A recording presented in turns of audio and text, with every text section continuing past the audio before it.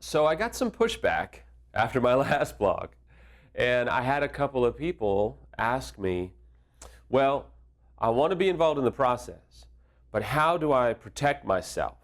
I mean, I've been raked over the coals, I've had my spouse live a double life, or, and betrayed, hold on, or I've heard unfaithful say, I'm trying and all they're doing is punishing me and all they're doing is, raking me over the coals with, I've done this and I've done that. So the question is, how do you protect yourself in recovery? Because let's face it, as you sit right now, and if you're watching these blogs, I'm willing to bet there's a pretty large degree of turmoil that you are either in the middle of, just coming out of, or about to head into. And this has the opportunity to shape you. In fact, it is going to shape you one way or another. I am the person I am because I've had to push through lots of things in my life, but the new person that I am, and anybody that knew me prior to 2005 or 2006 would tell you there was some great parts to me, but there was some really dark parts to me.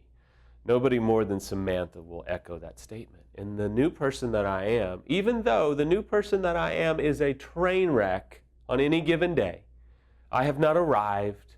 I don't think I'm the man.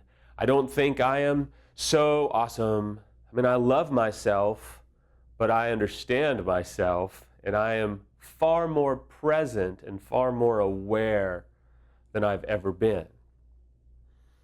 And as you are in this process, you have to realize, if you have kids, they may not say it. They say it with their eyes. They're depending on you to get healthy. They're depending on you to protect yourself. They're depending upon you to get the help that you need. You can't control what your spouse is going to do, but you can protect you, and you can do work for you, because there's a lot riding on what you do as a result of this pain. That's the problem with pain, is it has a chance to form us and shape us. And quite honestly, the cold hard truth is we determine how we're going to be shaped and how we're going to be molded and how we're going to respond. So in that process, you do have to protect yourself. You do have to look out for yourself, because you want to get healed and you want to get to the other side, and you don't want to remain stuck in this trauma the rest of your life. Believe me, I talk to people who are 3, 4, 5 years down the road sometimes, and quite honestly, they admit they are a mess.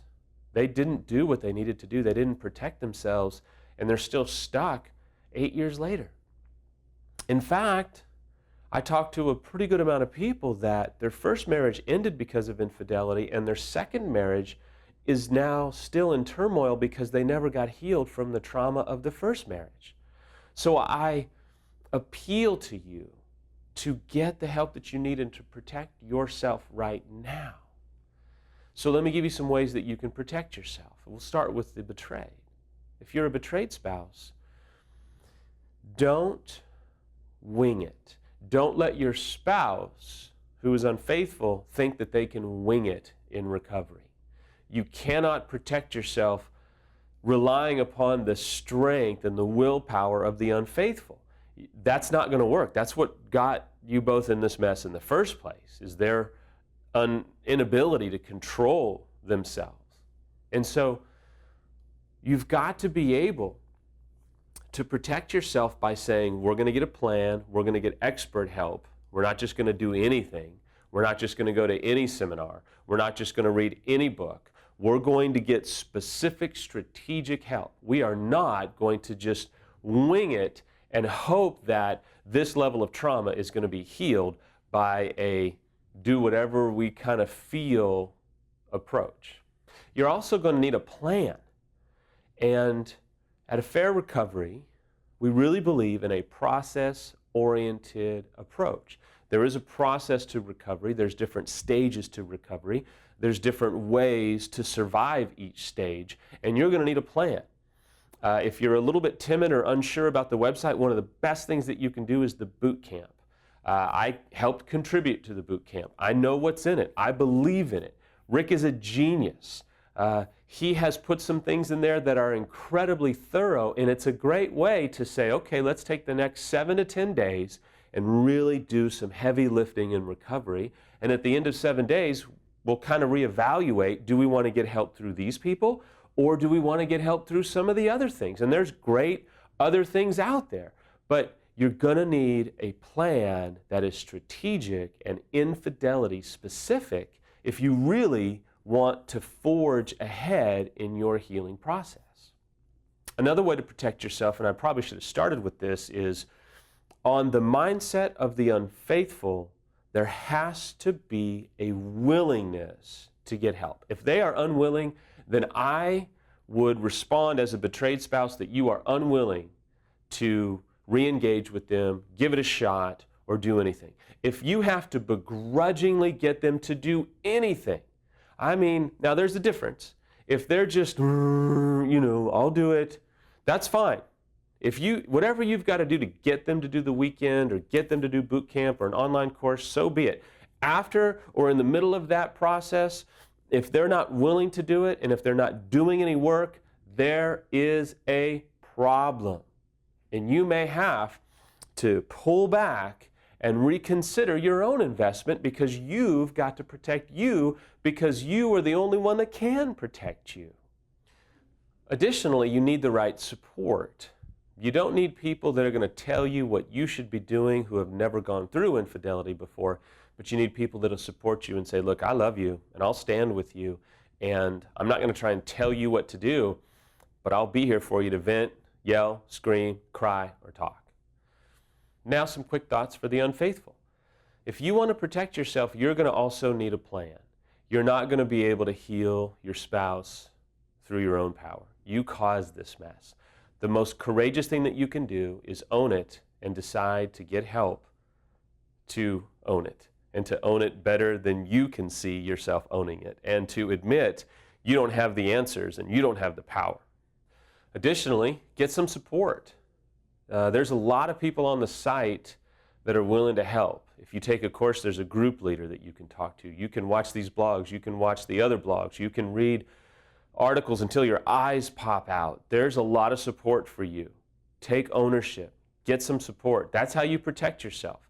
You also protect yourself by having some safe people in your life. People that are going to help you not relapse. People that are going to take you to the woodshed.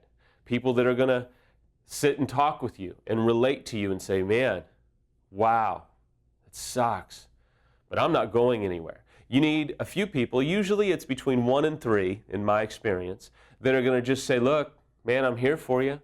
I don't know what you should be doing, but I probably know what you shouldn't be doing far better than I know what you should be doing, so at least I can tell you what you shouldn't be doing, like relapsing or going to unsafe environments or talking to people that you shouldn't talk to. Another way to protect yourself is stop living a lie. Give it all up. Give your passwords. Give your email, your social media. Give your phone. Let your spouse be able to get into anything that they need at any time to help them feel safe. Protect yourself from going back to where you know you don't want to go back to. Or for those that are still confused, protect yourself by saying, listen, say this to your affair partner. Say, listen, I don't know where I want to be yet. I need X amount of days. We typically recommend 60 to 90, maybe 30 to 90, to say, listen, I'm going to go and pursue my spouse and do some recovery work. I need to do a no contact time frame with you so that I can do some work. And protect yourself. As long as you're involved, hear me really good, and I'll end with this. As long as you're involved with your affair partner, it's impossible to give your marriage a shot. You can't. You are not going to be in the right mind frame. I've seen it too many times.